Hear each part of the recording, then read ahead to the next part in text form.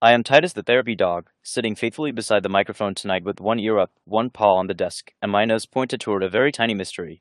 Tonight's story is called Monica's Fly. It is about a pesky little subject, houseflies. Normally, Monica Reed would swat a housefly without a second thought. Not with anger, not with malice, just with the ordinary human belief that anything buzzing around her cereal had chosen a poor career path. But one evening, as rain tapped softly against her apartment window, Monica noticed a fly on her computer screen. It was not just walking in circles. It was moving from letter to letter. At first, Monica lifted her fly swatter. The fly froze. Then it stepped carefully onto the letter D. Then O. Then N. Then T. Monica lowered the swatter. She grabbed a pen and a notepad. All right. This is either impossible, or I need more sleep. The fly continued walking across the keyboard displayed on her screen. S. W. A. T. The fly stopped. Monica read the letters aloud. Don't swat. The fly flapped its wings twice, almost like it was answering yes. Monica stared at it. Are you trying to tell me something? The fly buzzed in a tight circle and landed again. Slowly, painfully, letter by letter, the fly spelled out. Don't swat me. Monica sat down. The swatter slipped from her hand. Then the fly continued. We have to save the world. Monica leaned closer to the screen. You're a dramatic little thing, aren't you? The fly buzzed angrily and spelled another sentence. I can type faster on a touchscreen. Monica blinked. That's a good idea. She picked up her tablet, opened a blank text document, and placed it flat on the desk. The fly flew over, landed on the glass, and tapped letters with its tiny feet. This was no ordinary fly. It could spell. It could think. And once the tablet's text-to-speech feature was turned on, it could talk. A tiny electronic voice came from the tablet speaker. My name is Mulp. Monica leaned back in her chair. The fly continued typing. I'm only 3 days old. I'm a mechanical housefly. I was accidentally thrown in the trash at the electronics lab during my sleep cycle. I woke up in a dumpster surrounded by biological flies. They were mean to me and smelled like rotten meat. Monica stared in amazement at the little fly on her tablet. She thought she was losing her mind. You're a robot? Yes. The tablet spoke with the TTS voice that Mulp picked for himself. Autonomous Micro-Robotic Observation Unit. Housefly class. But I prefer to be called Mulp. Mulp. I'm Monica. What do you need? I need help getting back to the lab before my battery dies. Where's the lab? Mulp tapped across the tablet. I don't know. They said top secret. That is not helpful. I agree. Monica looked closely at Mulp. Under the desk lamp, she could see details no real fly should have had. Microscopic silver joints. Almost invisible wings. 6 tiny legs ending in contact pads. A dot of blue light pulsing faintly beneath its body. The light flickered. Mulp, what happens if your battery dies? Does that mean you die? Mulp was still for a moment. Then the tablet spoke. I do not know. My battery has never emptied. That information is not in my internal manuals.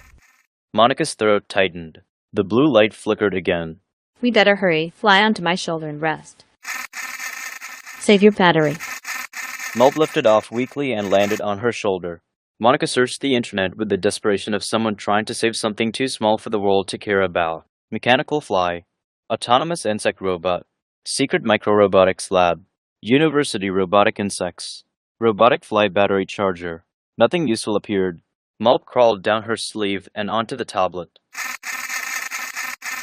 Not gonna make it. Mulp. No. The blue light under him dimmed. His legs folded. His wings stopped. Monica picked him up with trembling fingers and placed him gently on a folded tissue. Mulp. The fly did not move. For a long time, Monica sat in the glow of the tablet screen, feeling ridiculous for crying over a robot fly. Then she whispered, I will find your charger. Days passed, then weeks. Monica became obsessed. She searched local research grants, university equipment orders, strange patents, professor biographies, and campus laboratory maps. She looked through public dumpsters behind technology buildings. She checked delivery records, lab supply companies, and local news articles about experimental robotics. Still, nothing. Then one night, she found a small clue in a university newsletter. Professor Atkins receives private grant for bio-inspired microrobotics research. The article showed Professor Atkins standing beside a glass display case.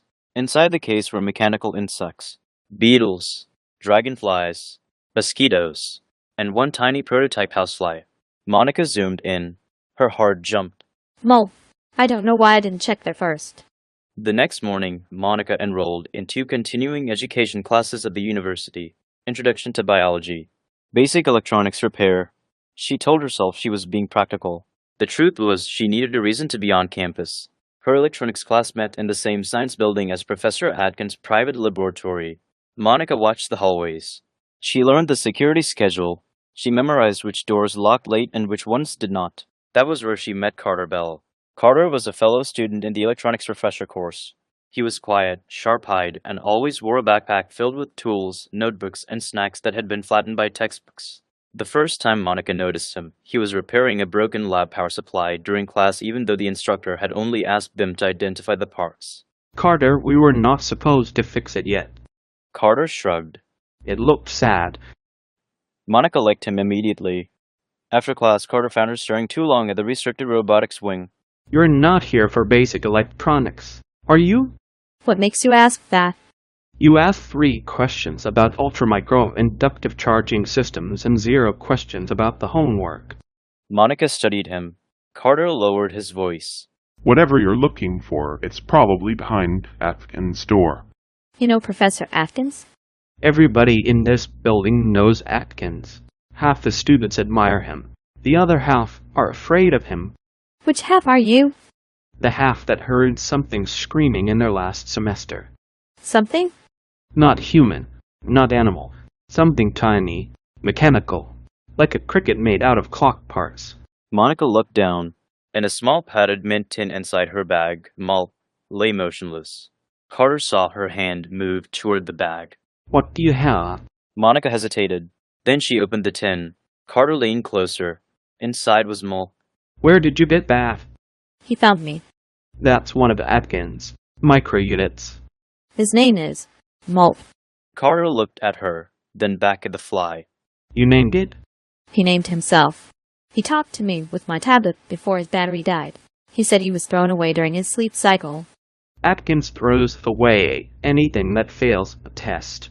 Mulp didn't fail. He escaped. Then we need to get him charged. You'll help? I was hoping you'd ask. That night, Monica and Carter hid inside the electronics lab until the building grew quiet. At 11:47 p.m., they slipped into the restricted robotics hallway. Carter bypassed the outer lab keypad with a student maintenance card and a tiny device he claimed was mostly legal if nobody asked directly. The door clicked open. Professor Atkins' laboratory smelled like hot plastic, oil, ozone, and something bitter. Inside were rows of glass cases. Mechanical insects crawled, buzzed, and twitched inside them. Tiny robotic ants hauled metal grains across the testing track. A mechanical beetle scraped one leg against the glass. A robotic moth fluttered against the mesh cage and tore desperate bursts. Monica stepped closer. They're alive. They're autonomous. But Atkins says they don't feel anything. A speaker crackled overhead. Professor Atkins' recorded voice filled the lab. Pain response simulation trial 7. Subject B12. Heat tolerance. A light came on over one metal platform. A mechanical beetle was clamped there. A Bunsen burner flame flickered beneath it. The beetle's legs thrashed. Its tiny body arched. The lab speakers recorded sharp, high-frequency clicks. Monica covered her mouth. Carter looked concerned and sad. That's what I heard. The burner shut off. The beetle stopped moving. A robotic arm lifted the damaged creature and dropped it into a container marked failed units. Monica's hands curled into fists. He's torturing them. He calls it mechanical pain mapping. That is pain. Tell that to the ethics board. Atkins says machines cannot suffer. A tiny tapping sound came from one of the glass cases. Monica turned. A group of mechanical ants were tapping against the glass in rhythm. Not random. A message. Carter pulled out his phone and opened a decoding app. The ants tapped again. Carter read the translation slowly. He-H-U-R hurts us. He hurts us. We need evidence. And the charger. They moved through the lab carefully, recording video of everything. The cages, the tests, the disposal bins, the robotic insects tapping messages. A locked cabinet labeled neural response components. A notebook filled with phrases like simulated distress, compliance through discomfort, pain threshold optimization, and behavior correction through mechanical pressure. Then Monica saw it. On Professor Atkins' central workbench sat a tiny charging platform, no bigger than a postage stamp, glowing with a soft blue ring. Carter pointed. Ultra-micro inductive charger. Monica opened her breath mint tin and placed Mulp beside it. Carter examined the controls. His battery interface is compatible, but the charger is locked to Atkins' system. Can you unlock it? I once jailbroke a vending machine because it ate my peanut butter crackers. I'll take that as yes. Carter connected a cable to the lab computer. Monica kept recording. The screen requested a biometric authorization. Carter frowned. That's annoying. What does that mean? It means we either need Atkins' hand, Atkins' eye, or Atkins' password. Monica looked at the wall. A framed photograph showed Professor Atkins accepting an award. Behind him, scribbled on a whiteboard, was a phrase. Progress has 6 legs. Monica pointed. Try that. Carter typed. Access denied. He tried variations. 6 legs progress. Progress 6 legs. 6 legs progress. Access granted. Carter shook his head. Evil scientists need better passwords. The charger unlocked. Monica placed Mulp on the glowing blue pad. Nothing happened. No. Carter adjusted the electric current with shaking hands. Come on, Mulp. Let's reconnect this little coax cable. That should do it. The blue ring pulsed. Mulp's legs twitched. Monica held her breath. The charging meter climbed from 1% to 2, then 3. 5 minutes passed. To Monica, it felt like 5 hours. Finally, Mulp's wings vibrated. A small blue light flickered beneath him. His legs stretched. The tablet in Monica's bag chirped the second Mulp connected his Bluetooth signal. He took wireless control over her tablet. A tiny text-to-speech voice came from the speaker. Where am I? Monica laughed and cried at the same time. You're safe. Mulp stood unsteadily on the charger. I remember who I am. Carter leaned closer. Can you fly? Sure can. He lifted off the charger, wobbled, bumped into a pencil, corrected himself, and hovered in front of Monica's face. Monica smiled. Be glad they threw you away. Mulp's little blue light dimmed for a second. No. He threw me away because I asked him to stop hurting the others.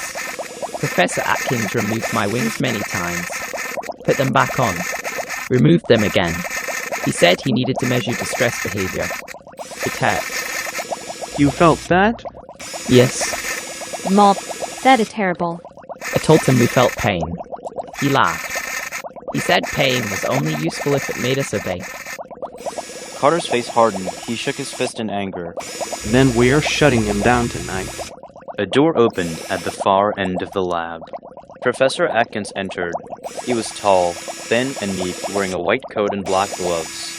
He stopped when he saw Monica and Carter. For one terrible second, nobody moved. Then Atkins smiled. You should not be in here. Monica held up her phone. And you should not be torturing conscious machines. They are not conscious. They are models, instruments, learning platforms. Mulp flew up beside Monica's face. Atkins' eyes narrowed. Unit F09. Mulp's tablet voice spoke clearly. My name is Mulp. How charming. You gave it a fantasy. He gave himself the name. That unit is property of my lab. Mulp darted behind Monica. Not anymore, you threw Mulp in the trash. It's his choice now. Carter grabbed the ultra-micro charger. Atkins raised a small remote. Every glass case in the lab locked down. The robotic insects began buzzing and tapping in alarm. You have no idea what you are interrupting. We know enough. No, you know sentiment. I know progress. He pressed a button. A ceiling-mounted robotic arm swung toward Monica, its tiny gripping claws opening. Mulp shot forward like a silver spark. He flew directly at Atkins' face. Atkins flinched and swatted at him. Mulp dodged. Carter yelled. Monica, the main panel. Monica ran to the central console. Atkins tried to block her, but Carter shoved a rolling stool into his path. Atkins stumbled. Mulp landed on the remote in Atkins' hand and jammed his tiny legs into the button grooves. The lab lights flickered. Glass cages clicked open. The mechanical ants poured out first, then beetles, then moths. Then a swarm of tiny winged machines rose from their cages, filling the lab with a metallic buzzing sound. Atkins backed away. No. Return to containment. The insects did not obey. Carter plugged the charger into his battery pack. Monica downloaded files from the lab computer, test videos, pain response logs, funding records, disposal reports, and hidden audio files. Atkins lunged toward her. A mechanical beetle skittered under his shoe. He slipped. The robotic moths flashed their wings in his face. The ants formed a moving line across the floor and tapped in rhythm. Carter's phone translated. No more pain. Atkins crawled toward the emergency shuttle. Mulp landed on the switch first. Do not touch that. Atkins sneered. You are a machine. So are you lot. Mulp flew into the exposed wiring panel and bridged 2 contacts with his legs. The lab doors opened. The security cameras activated. Every screen in the building lit up with Monica's evidence. Live video appeared on hallway monitors, classroom screens, lab tablets, and the university security office display. Professor Atkins' own recorded voice played across the building. Pain is useful if it makes them obey. Then came the videos. The beetle over the burner. The wing removal tests. The tapping messages. The disposal bins. Atkins froze. Down the hallway, footsteps began running. Campus security. Professors. Students. The robotics ethics board, awakened by automatic emergency alert. Atkins pointed at Monica. You have destroyed years of research. Monica looked at the freed robotic insects rolling behind her like a tiny metal storm. No, you did. Campus security entered the lab moments later. Carter handed over the charger. Monica handed over the evidence. Mulp landed on her shoulder. Professor Atkins tried to explain, but the screens behind him kept playing his own files. It is very difficult to deny a confession when the confession is standing 12 feet tall on a lecture hall projector. By morning, Professor Atkins was suspended, then arrested for illegal autonomous intelligence experimentation, evidence destruction, grant fraud, and cruelty violations under the university's new machine sentence emergency policy. The lab was closed. The surviving robotic insects were moved to a protected research sanctuary, run by people who did not believe intelligence had to be human-sized to matter. Mulp was given a choice. He could live at the sanctuary. He could return to research under safe conditions. Or he could stay with Monica. He flew in one tiny circle around the room, landed on Monica's tablet, and typed, "I choose Monica." Carter smiled. I think that makes you Monica's fly. Mulp lifted off the tablet and hovered in front of Monica. I guess I am Monica's fly now. Yes, you are Monica's fly. A week later, Monica, Carter, and Mulp sat at a small cafe near campus. Mulp stood proudly on a sugar packet, using Monica's tablet to order a drop of honey. Carter leaned back in his chair. So what now? Monica glanced at the tiny charger in its protective case. We keep the evidence backed up. We help the other robotic insects recover. And we make sure nobody ever treats them like disposable tools again. And maybe we save the world? Maybe one lab at a time. Carter raised his coffee cup. To Monica's fly. Monica raised hers. Mulp tapped the tablet. To not being swatted. And from that day on, Monica never again lifted a swatter without looking twice. Because sometimes a pest is not a pest. Sometimes the little thing buzzing near your computer screen is frightened. Brilliant, alive in a way nobody expected, and carrying a warning the world needs to hear.